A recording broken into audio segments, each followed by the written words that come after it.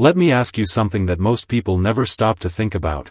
Is your daily nap really helping your health, or could it be doing the opposite without you knowing? For years, we've all been told that rest is good for us. And yes, it is. But the way you rest, especially in your 60s, 70s, and beyond, matters more than ever. You might think a nap is just a nap. You get tired in the afternoon, close your eyes for a bit, and that's that. But what if I told you that certain nap habits, like when you nap, how long you nap, or even where you nap, could quietly be messing with your sleep at night, your memory, your energy levels, and even your heart? But don't worry, because this video is all about helping you fix that. We're going to talk about the most common nap mistakes that happen in later years, and the simple changes that can turn your nap from something that drags you down, into something that lifts you up. Before we jump in, I'd love to know, where are you watching from today? Just drop your city or state in the comments below. And if you've got a little nap routine that works well for you, go ahead and share it too. Someone else here might benefit from it more than you think. Point 1. Napping right after meals. Let's start with one of the most common habits, lying down for a nap right after eating. It seems harmless, right? You finish your lunch, maybe a warm bowl of soup or half a sandwich, and that tired feeling hits you like clockwork. So you head over to the recliner or the bed, close your eyes, and let yourself drift off. It feels natural. But for many older adults, this timing could be quietly working against your health instead of helping it. Here's why. After you eat, your body needs to shift its full attention to digestion. Your stomach, liver, pancreas, all of these organs kick into high gear to break down food, absorb nutrients, and manage your blood sugar. That process actually pulls a lot of blood flow toward your digestive system. Now imagine what happens when you lie flat during this time. Gravity is no longer helping keep the food where it should be, and instead of staying in your stomach, some of that acid may move upward into your throat. That's how acid reflux starts, burning in your chest, a sore throat, or that bitter taste that shows up out of nowhere. Even if you don't feel those symptoms right away, over time, lying down after eating can cause slow damage to your esophagus, especially since the muscle that normally keeps stomach acid in place gets weaker with age. Many seniors don't notice it until it becomes a real problem: persistent coughing, hoarseness, or trouble swallowing. And let's not forget about the way this affects your energy. When you lie down right after a meal, your body's blood flow is working overtime on digestion, but your brain and muscles aren't getting as much oxygen. So even after a nap, you might wake up feeling foggy, slow, or more tired than before. That's the opposite of what a nap should do. So what's the fix? It's simple. Wait at least 30 to 60 minutes before lying down after a meal. Sit upright, maybe read something, or take a light walk around the house. And if you still want a nap after that, try using a recliner with your head slightly raised. It gives you some rest while avoiding the worst effects of post-meal napping. Point 2. Napping for too long. Now let's talk about something that sounds like a good idea, but ends up making you feel worse. I'm talking about those long, drawn-out naps that last an hour or even 2. You know the kind. You sit down for a quick rest, and before you know it, you wake up groggy, disoriented, or feeling like you just crawled out of a fog. It happens more often than people admit, especially in later years. Here's what's really going on. A short nap, about 20 to 30 minutes, can give your brain and body a quick refresh. You stay in the lighter stages of sleep, which help boost alertness and mood without pulling you too deep. But when your nap crosses the 30-minute mark, your body starts to enter deeper sleep cycles, the same ones it uses during nighttime rest. And waking up from that deep sleep? It's like dragging yourself out of a cave. You feel confused, sluggish, and even more tired than before you laid down. That's called sleep inertia, and it tends to hit older adults harder than younger folks. But it's not just about how you feel right after. There's more to it. Long naps, especially ones over an hour, can mess with your natural sleep rhythm. If your body thinks it already got part of its night's sleep in the afternoon, then by bedtime, it's not ready to settle down again. That means you might toss and turn at night, wake up more often, or struggle to fall asleep altogether. And the next day? You're exhausted again, and the cycle keeps going.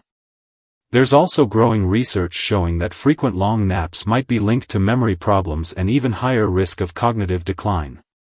Scientists are still exploring the exact reasons why, but the connection is strong enough that it's worth paying attention to. Especially if you're noticing forgetfulness, slower thinking, or mood swings. Let me tell you about someone named Irene. She's 81 and used to take long naps every afternoon because she felt tired all the time. But her memory started slipping, and she couldn't sleep through the night anymore. After getting checked by her doctor, she found out she had mild sleep apnea and low vitamin D. With treatment and shorter 20-minute naps, her energy and focus came back. So here's the takeaway: keep your naps between 20 and 30 minutes. Set a timer if you need to. Nap earlier in the day, in a quiet spot, and avoid falling into that deep sleep zone. Your brain and body will thank you for it. Point 3. Napping in the wrong position for too long. Let's talk about a nap habit that feels comfortable, but can cause more harm than you'd expect. A lot of older adults love napping in their recliner.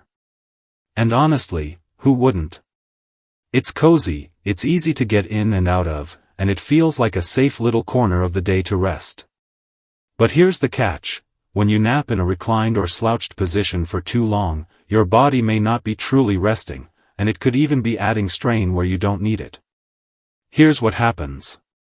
When you nap in a semi-upright position, your neck tilted forward, your back curved, your knees slightly bent, it might not seem like a big deal. But your muscles, joints, and even your circulation are quietly affected.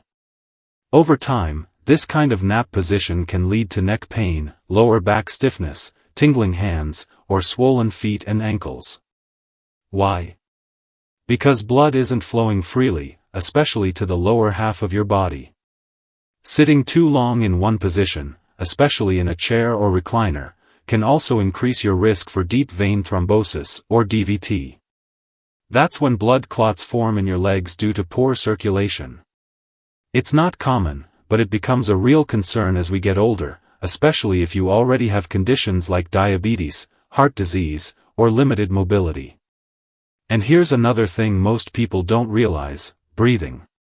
When your body is slouched or your chest is compressed, your lungs can't fully expand.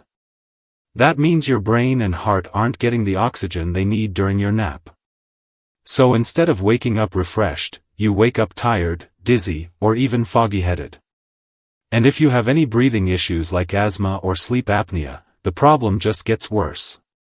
Marvin, a 76-year-old from Michigan, learned this the hard way. He used to nap every afternoon in his recliner. Over time, he noticed his ankles swelling, hands tingling, and his neck getting stiff. His doctor helped him realize it wasn't his age, it was his nap posture. Once he switched to lying down flat with a neck pillow and kept his naps short, he felt a huge difference.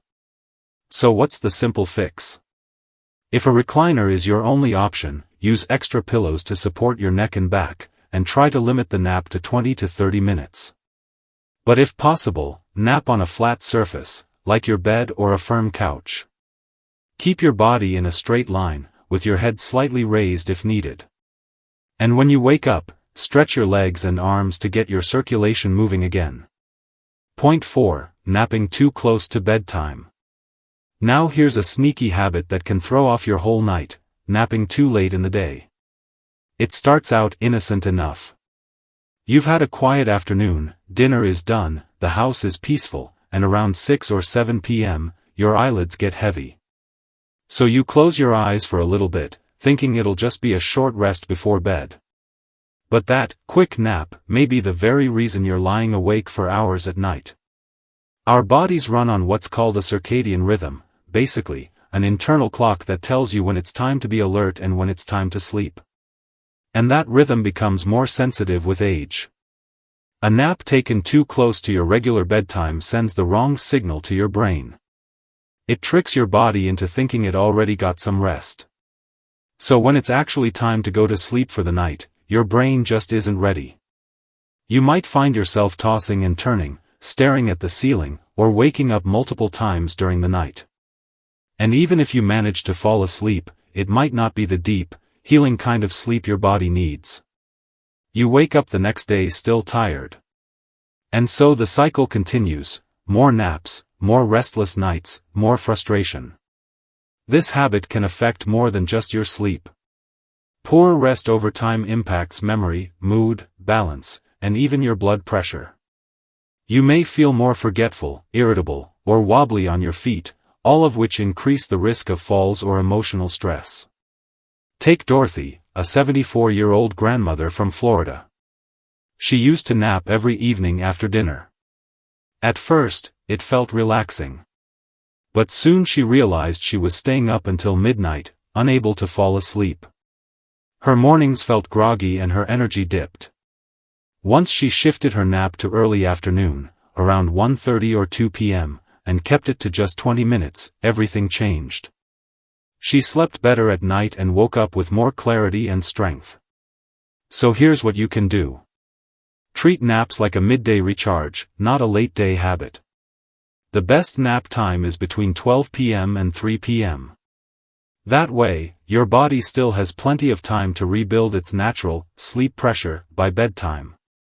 And if you find yourself sleepy in the evening, try light movement instead: wash a few dishes, call a loved one, or step outside for fresh air. Point 5. Napping in the wrong environment. Let's talk about something that often gets ignored, but can make a big difference in how you feel after a nap. It's not just when or how long you nap that matters. It's also where and how you nap. The environment you nap in, meaning the lights, the noise, the temperature, even your posture, can quietly decide whether you wake up feeling refreshed or more tired than when you started. Many older adults nap in a chair with the TV buzzing in the background, sunlight coming through the windows, and maybe a blanket that's either too warm or not warm enough. And they think, well, a nap is a nap. But the truth is, these small things can keep your brain from resting deeply. Let's start with light. Even if your eyes are closed, bright light, whether from windows or screens, can stop your brain from making melatonin, the hormone that helps you relax and fall asleep. This means your nap stays shallow, and you never get to that restful stage your body needs. Then there's noise. A TV show in the background, a ticking clock, or outside traffic might seem harmless, but even low-level noise can keep your brain alert. Your ears might not notice it, but your mind does. That's why you may wake up feeling mentally foggy or slightly annoyed. And then there's posture. Curling up in an awkward position, slouching in a chair, or having no support for your neck can leave you with aches, stiffness, or breathing problems, especially if you have lung conditions or arthritis. Poor posture also reduces the space your lungs have to expand, meaning you may not be getting enough oxygen during your nap. Take George, 77, who used to nap in his recliner with the sun pouring in and the news channel playing. He couldn't figure out why he always woke up groggy and achy. After adjusting just a few things, he closed the blinds, turned off the TV, and added a neck pillow. His naps felt completely different. He woke up alert, pain-free, and ready to enjoy his day. Here's what you can do. Choose a quiet, dimly lit space for your nap. Use blackout curtains if needed. Turn off the TV and use a fan or white noise machine if background noise is an issue. Keep the room cool, ideally between 60 to 67 degrees Fahrenheit. And make sure your body is supported. Whether you nap in a bed or chair, use pillows to support your neck, back, and legs. A small change in your setup can lead to a big change in how your body recovers. Point 6. Using naps to escape emotional discomfort. Now let's touch on something a bit more personal. Not every nap comes from physical tiredness. Sometimes, naps become a quiet escape, from loneliness, boredom, sadness, or even grief. And while there's nothing wrong with taking a rest, using naps to avoid your feelings can slowly affect your emotional and mental well-being in ways you might not expect. Think about those quiet afternoons. The house is still. Maybe you've already read the paper, had lunch, watched a little TV. But the silence starts to feel heavy. There's no one calling, no plans, nothing urgent. You feel that little wave of emptiness, and instead of sitting with it, you say to yourself, I'll just go lie down. And that nap becomes a kind of emotional escape hatch. What's the harm in that, you might wonder? Well, if it happens once in a while, probably none. But when it becomes a daily pattern, napping not because you're physically tired, but because life feels emotionally quiet or disconnected, it can lead to a deeper kind of exhaustion. You might wake up not feeling rested, but more isolated. More numb. Like the day just passed you by. Over time, this kind of emotional withdrawal can lead to depression, low motivation, loss of interest, and a slow fading of joy or purpose. It creates a loop: feel low, nap, feel more disconnected, nap again. And the hardest part? Most people don't even realize they're in that loop until it's been going on for weeks or even months. Henry, 82, went through this after losing his wife. At first, he napped more to pass the time. But soon, he was napping 2 or 3 times a day, skipping meals, and feeling more and more alone. His doctor gently asked him, "What are you really needing when you take those naps?" That one question helped him realize it wasn't sleep, it was connection. He started attending a local senior book club. Just once a week, at first. But it gave him something to look forward to, and his emotional fog began to lift. So here's a gentle suggestion. Before you lie down, pause and ask yourself, am I physically tired, or emotionally quiet? If it's loneliness, sadness, or boredom, try something else first. Call someone you love. Water the plants. Listen to music that brings back good memories. Step outside for fresh air. Even 5 minutes of real engagement can do more for your spirit than any nap ever could. So now you know, napping isn't just about closing your eyes for a few minutes. It's about how, when, and why you do it. And those small details can make all the difference in how you feel, not just today, but in the long run. You've just learned 6 common nap mistakes that many older adults make without even realizing it. Whether it's lying down right after eating, sleeping too long, using the wrong position, napping too late in the day, resting in a noisy or bright environment, or using naps to escape emotional discomfort, these are all things that can quietly chip away at your energy, your memory, and even your quality of life. So let me ask you now, which one of these tips are you going to try today? Is it cutting back on nap time? Adjusting your environment? Shifting your nap to earlier in the day? I'd love to hear from you. Drop a comment below and let us know. Because your story might be the one that helps someone else here feel just a little better, too. And if you found this video helpful, don't forget to like, subscribe, and tap the bell icon so you don't miss out on the next one. We've got plenty more real-life, easy-to-follow health tips coming your way, just for older adults who want to feel their best without all the fluff. Thanks for spending your time with me today. I appreciate you, and I hope you get the kind of rest your body truly needs.